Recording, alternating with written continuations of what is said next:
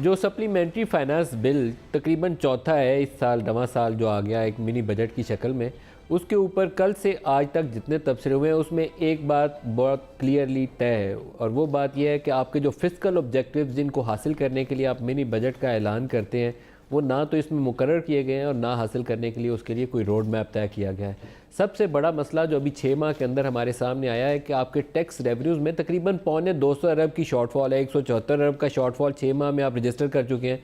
Interest payments बहुत ऊपर चली गई, कर्ज़ों के ऊपर जो सूद की अदायगी हम करते हैं, डिवैल्यूएशन मैसिवली की, पॉलिसी रेट हमने कोई 4.5% बढ़ा दिया, और अब इंटरेस्ट पेमेंट्स का बोझ इतना ज़्यादा है और दूसरी तरफ आपके टैक्स रेवेन्यूज़ जो हैं उसमें कमी है, तो आपका फिस्कल होल जो है, जो खसारा है बजट का, वो पहले ही 6 माह में इतना ऊपर जा चुका है। उसको आपने नैरो डाउन करना था। मिनी बजट तो इसी काम के लिए दिया जाता है। वो करना कैसे है, वो स्ट्रैटेजी, वो हिकमत अमली, ब्रॉड बेसिंग कैसे होनी है, आपकी डायरेक्ट टैक्स साइड वाली जो एरिया है उसको रिफॉर्म कैसे करना है, वो इस बजट के अंदर जो इक़दामात ऐलान किए पाकिस्तान तहरीक-ए-इंसाफ की हुकूमत ने, उसके अंदर कहीं से ये चीज़ ना वाज़े होती है और ना ही उसकी थोड़ी सी भी यकीन दहानी होती है कि होगा कैसे। बल्कि कुछ ऐसे एरियाज़ मौजूद हैं जिसके ऊपर चल के हम ये कह सकते हैं कि शायद वो जो ब्रॉड बेसिंग का कॉन्सेप्ट है उसके ख़िलाफ़ इक़दाम कर लिए। लाइक 1300 सीसी तक की गाड़ियाँ जो थी वो पाबंदी थी कि नॉन फाइलर को नहीं बेचेंगे, उसका हमने रास्ता खोल दिया कि ठीक है बेचो, क्योंकि उनकी गाड़ियाँ बिक नहीं रही आजकल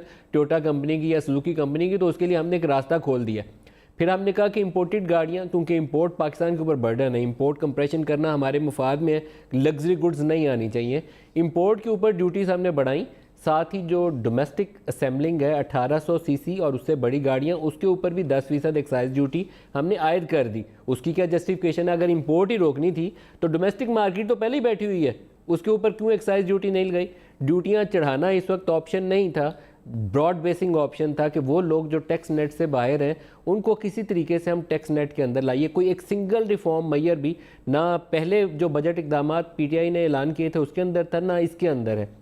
कैसे टैक्स पाकिस्तान ज़्यादा इकट्ठा करेगा, कैसे रिफॉर्म आएंगी। सैलरीड क्लास के ऊपर दो नीचे करके उसको निचोड़ लें, उससे कोई फ़ायदा नहीं होगा।